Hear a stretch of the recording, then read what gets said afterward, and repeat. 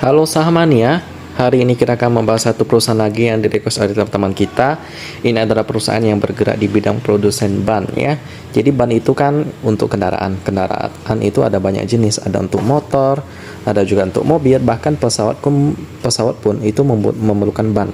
Nah, untuk perusahaan yang satu ini yang akan kita bahas, mereka khusus menghandle produsen untuk kendaraan roda 2 dan roda 4, yakni motor dan mobil. Bahkan bus juga ada juga teman-teman. Nama perusahaannya tadi sudah disebutkan ya, Gajah Tunggal Tbk dengan kode emiten GJTL. Langsung aja kita bahas perusahaan yang satu ini yang juga diinvestasikan oleh Pak Loh Keng Hong. Semenarik apa sampai Pak Loh Keng Hong juga menginvestasikan dananya ke perusahaan yang satu ini? Mari kita bahas perusahaan ini yang juga pendirinya adalah Pak Samsul Nur Salim ya. Nah, langsung aja kita lihat dari beritanya dulu. Beritanya sih oke-oke aja. Nah, jadi langsung aja kita lihat sejarah dari para perusahaan ini. Jadi, dari sejarahnya udah lama banget. Mereka didirikan pada tahun 1951, 6 tahun setelah Indonesia merdeka. Jadi udah lama banget. PT Gajah Tunggal Tbk memulai produksi bannya dengan ban sepeda. Sejak itu, perusahaan bertumbuh menjadi produsen ban terpadu terbesar di Asia Tenggara dan memiliki variasi produk melalui produksi ban sepeda motor pada tahun 71, diikuti oleh ban bias untuk mobil penumpang dan komersial pada tahun 81 ya. Ban bias itu ban yang memiliki ketebalan yang lebih tebal. Jadi daripada ban-ban yang misalnya untuk mobil penumpang, ban bias ini biasanya untuk truk dan kendaraan besar lainnya. Nah, ada kekurangan dan kelebihannya. Kalau yang ban bias nih ya, ada kekurangan dan kelebihan. Kelebihannya ya, dia itu kuat untuk menahan beban yang besar. Ya. Jadi kalau untuk kendaraan berat cocoknya ban bias. Tapi kekurangannya ya karena berat, dia lebih berat. Jadi ya kekurangannya seperti itu. Lalu setelah itu ada satu lagi jenis ban, yaitu ban radial ya. Di mana pada awal tahun 90-an perusahaan mulai memproduksi ban radial untuk mobil berpenumpang dan truk. Nah, ini dia lebih ringan, tetapi ya dia kurang bisa menahan beban yang berat. Jadi memang aplikasinya berbeda-beda satu sama lain. Dan pada bulan Mei 2004, Gajah Tunggal dan Michelin itu adalah produsen ban terbesar di Eropa dan dikatakan bahwa merupakan nomor 1 di dunia ya, bersaing ketat dengan Bridgestone yang dari Jepang. Menandatangani perjanjian kerjasama yang dipusatkan pada produksi ban untuk mobil penumpang untuk pasar yang dilayani oleh Michelin di luar Indonesia dan kegiatan distribusi di Indonesia ya. Dan Michelin ini juga memiliki 10% saham perusahaan pada akhir tahun 2009. Sampai sekarang pun juga masih sama ya, 10% juga. Langsung aja kita lihat perusahaan yang satu ini. Untuk produknya ada apa aja, ada banyak banget di sini ya. Ya, tidak mungkin kita lihat satu persatu ya. Ini perwakilannya deh, ada Gitila dan lain-lain. Disesuaikan dengan medannya masing-masing ya. Jadi bergerak di bidang produsen ban, bagaimanakah prospeknya? Bisa dibilang ini prospeknya cukup standar, karena kita tahu sendiri bahwa ban itu kan kebutuhannya untuk mobil ya. Mobil itu bisa dibilang komoditas yang cukup standar ya. Jadi kadang-kadang ada juga yang bisa beli, ada juga yang belum bisa beli ya.